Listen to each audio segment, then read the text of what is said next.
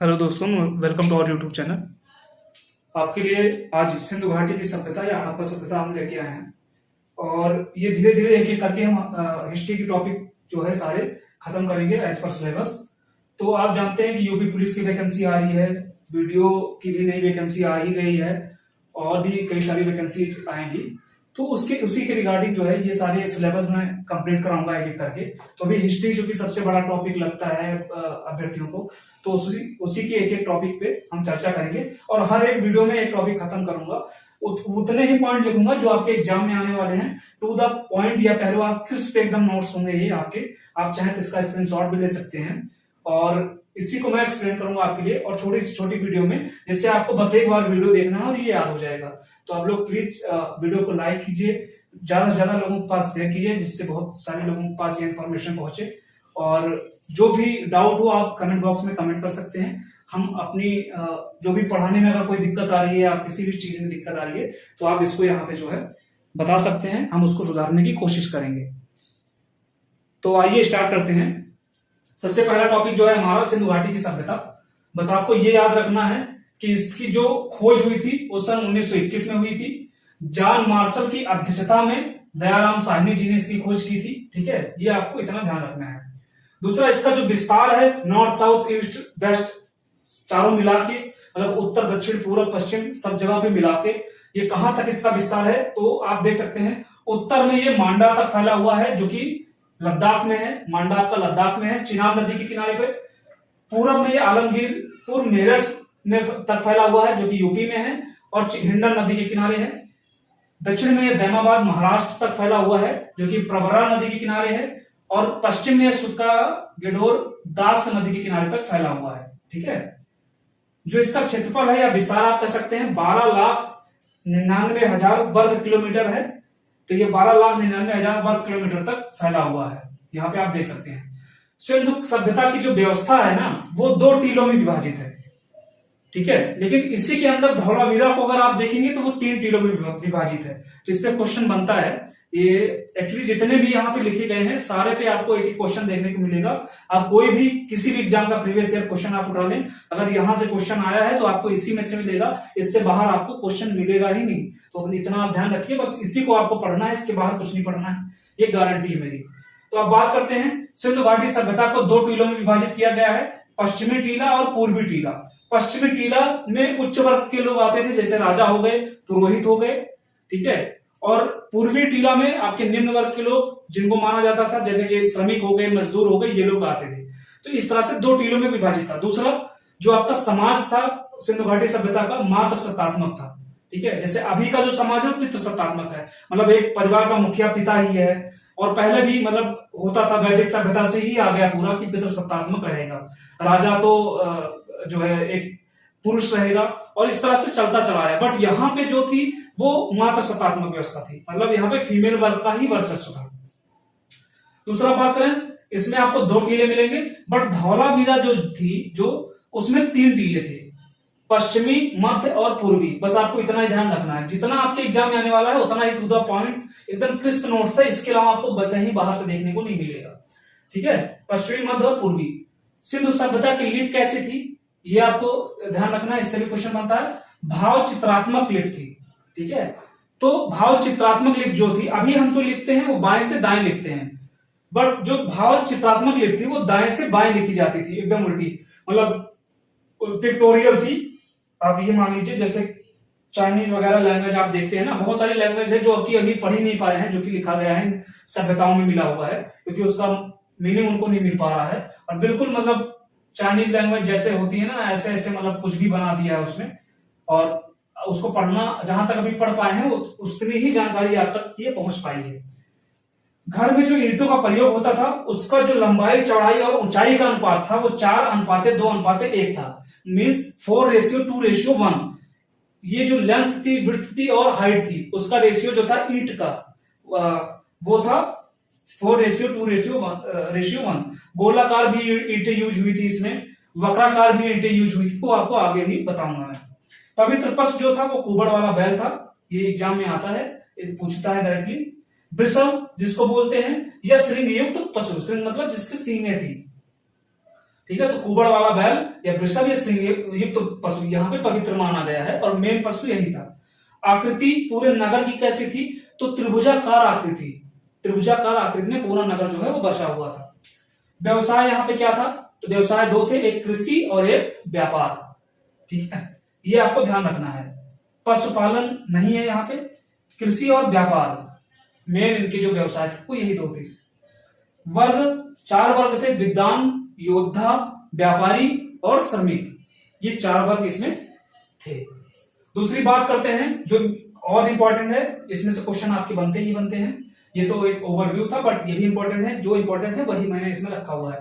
तो आइए देखते हैं, टोटल आपके 10 सभ्यताएं हैं जो कि पाई गई है, मतलब एक सभ्यता के अंदर में 10 स्थल पाए गए हैं, ठीक है, जो कि मेन है। जिसके सन एकदम निश्चित थे वो मैंने लिख दिया है, जो नहीं निश्चित थे और कई सारे बुक में आपको कई सारे मिलेंगे, इसके सन याद करने की आपको जरूरत नहीं है, आपको सिर्फ इंफॉर्मेशन के लिए मैंने लिख दिया है। अगर जिसको एक्स्ट्रा याद करना हो तो याद कर सकता है, बट आपको बस 1921 ही इंपॉर्टेंट है आपके लिए। तो यहाँ पे आप देखेंगे सबसे पहला स्थल जो है हड़प्पा, ये पाकिस्तान में स्थित है, 1921 में इसकी खोज हुई थी और ये रावी नदी के किनारे है, इसकी खोज जो है दयाराम साहनी जी ने की थी, ठीक है। तो जिसपे अनुकंपा, आप ऐसे याद कर सकते हैं, अनुकंपा कौन करेगा, राम, तो जिसपे राम दया करेंगे, दया मीन्स क्या, अनुकंपा, अनुकंपा को ही दया बोलते हैं, तो ये हड़प्पा से आप राम याद कर सकते हैं, दयाराम साहनी जी ने की थी। मोहनजोदड़ो 1922 में खोज हुई थी, ये भी पाकिस्तान में स्थित है, वर्तमान में सिंधु नदी किनारे है और आर.डी. बनर्जी जी ने इसकी खोज की थी, ठीक है।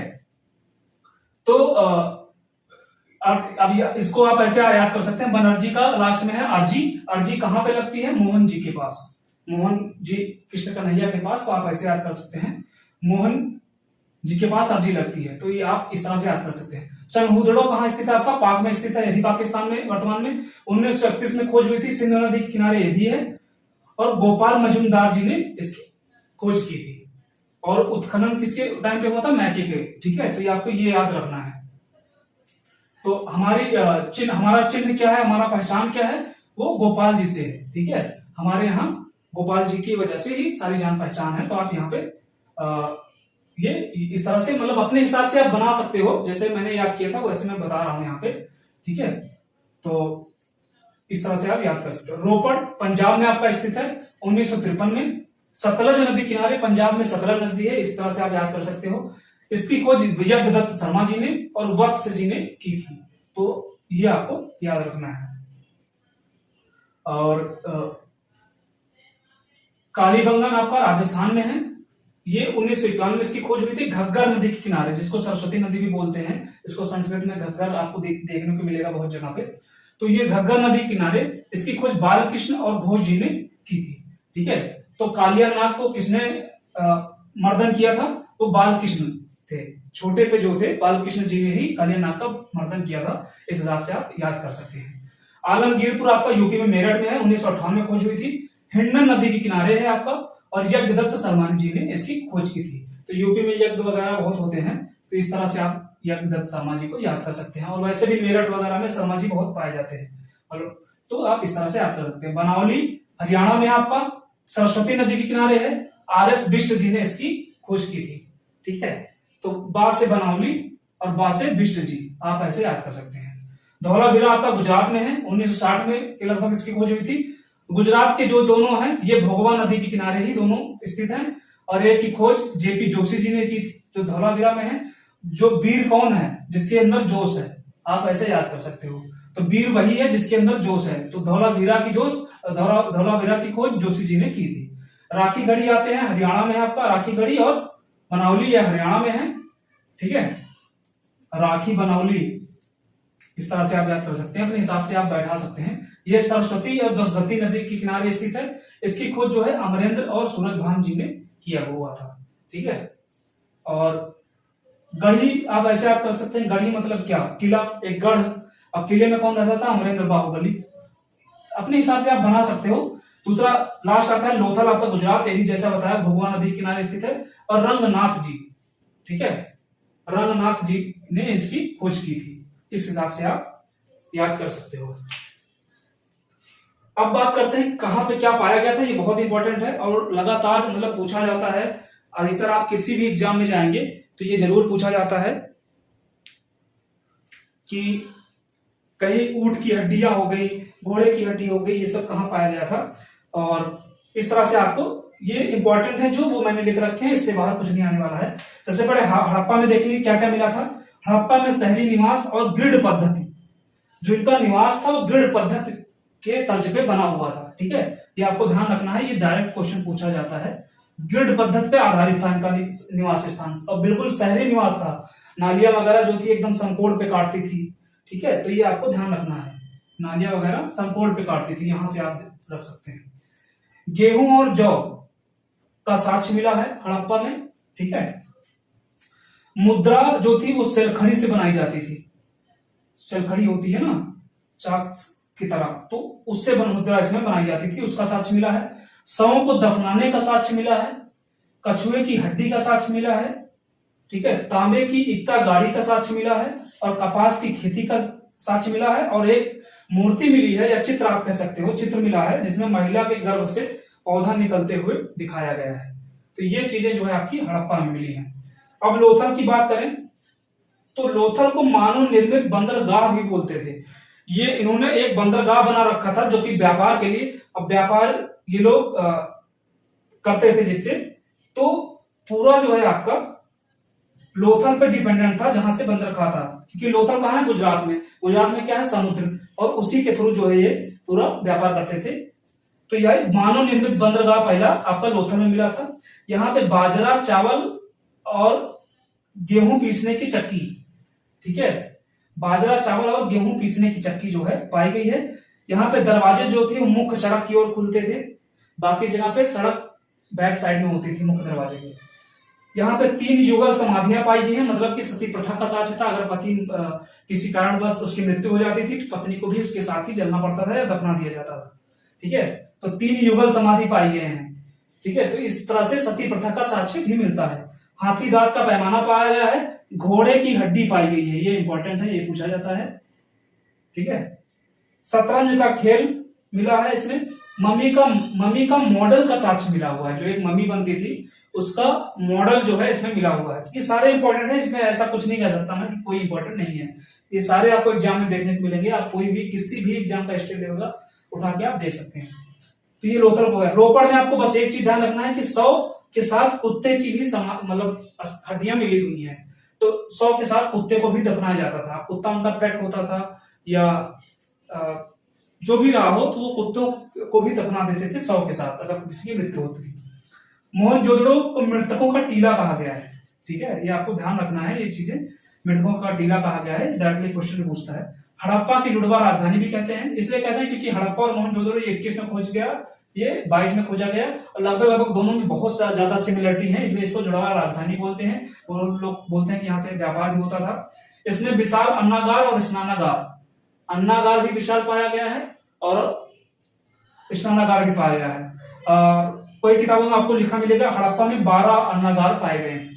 ठीक है, इसमें बहुत विशाल अन्नागार पाया गया है और स्नानागार भी विशाल है। इसमें नटराज, पशुपति और दाढ़ी वाले महादेव की मूर्ति भी पाई गई है, ये इंपॉर्टेंट है, ये पूछता है। भुने हुए कपड़े के साक्ष्य मिले हैं। स्वास्तिक, कांसे की नर्तकी, ये भी इंपॉर्टेंट है, बहुत पूछा जाता है, ये भी इसमें मिली हुई है। कुएं का साक्ष्य मिला है। मलेरिया बीमारी का साक्ष्य मिला हुआ है मोहनजोदड़ो में। ठीक है, कालीबंगन आता है आपका, इसको दीनहीन बस्ती बोला गया है। यहाँ पे बहुत गरीबी वाली दशा दिखाई गई है, जैसे कि हड़प्पा में शहरी दिखाया गया, बट कालीबंगन की स्थिति दीनहीन है, इसलिए इसको दीनहीन बस्ती भी बोला गया है। इसमें जुते हुए खेत मिले हैं। चना और सरसों का साक्ष्य मिला है। अगर खेत जुते हुए मिले हैं तो हल भी मिलेगा। ठीक है, तो लकड़ी का हल भी मिला हुआ है।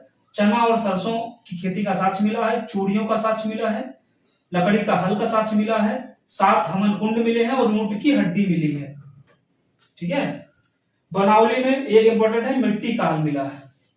कालीबंगन में लकड़ी का, बनावली में मिट्टी को हम बनाते हैं तो बना के मिट्टी का हल मिला हुआ है।